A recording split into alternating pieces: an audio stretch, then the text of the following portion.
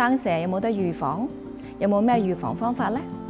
預防生蛇疫苗可唔可以同其他疫苗一齊打呢？嗱，唔好以為生蛇唔關你事，呢個病呢，比想象中普遍得多。根據統計，全港超過90%嘅39歲以上成年人曾經感染過水痘病毒。雖然好返之後唔會再出水痘，但係病毒會終生潛伏喺神經線入面，佢只係暫時休眠，睇準時機就會甦醒，突襲你，引發生蛇㗎啦。生蛇嘅痛唔係咁簡單，有機會引發帶狀疱疹後遺神經痛，可以痛足幾年，嚴重影響生活。大概每3個人就有1個一生中起碼會生1次蛇。話明突襲啊嘛，病毒係隨時有機會活躍起嚟。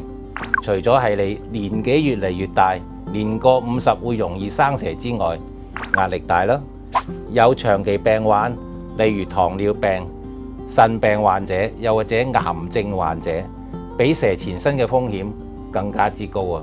雖然水痘病毒係冇辦法根治，但係大家都知預防勝於治療啊嘛。面對生蛇都係一樣。喺香港接種到嘅蛇針安全性高，通常只會引起一啲打疫苗常見嘅輕微副作用，例如針口位置有啲痛啦、紅腫咁樣，幾日內其實都會自行消退㗎啦。唔少人都會喺流感高峰期打流感針、肺炎鏈球菌針，其實可以同時間向你嘅醫生查詢埋接種蛇針。醫生會根據每個人唔同嘅健康情況，制定合適嘅接種疫苗方案，預防生蛇，同時一次過增強多方保護。有一位年過100歲嘅老人家，佢嚟睇我主要係右邊肚痛，經過檢查之後，發覺佢喺99歲嘅時候，原來右邊個肚曾經生過蛇，個神經痛遺留至103歲。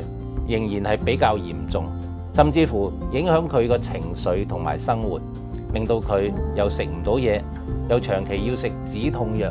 其實大多數老人家都話：我太老啦，唔使預防。但我見到依家有好多80幾歲都好叻，所以我建議80歲以上嘅高齡人士打蛇針都係有需要嘅噃。總結一句，香港成年人10個有9個身體已經有生蛇病毒，唔想俾蛇纏身，就要主動出擊，接種蛇針先可以有效穩陣咁保護自己。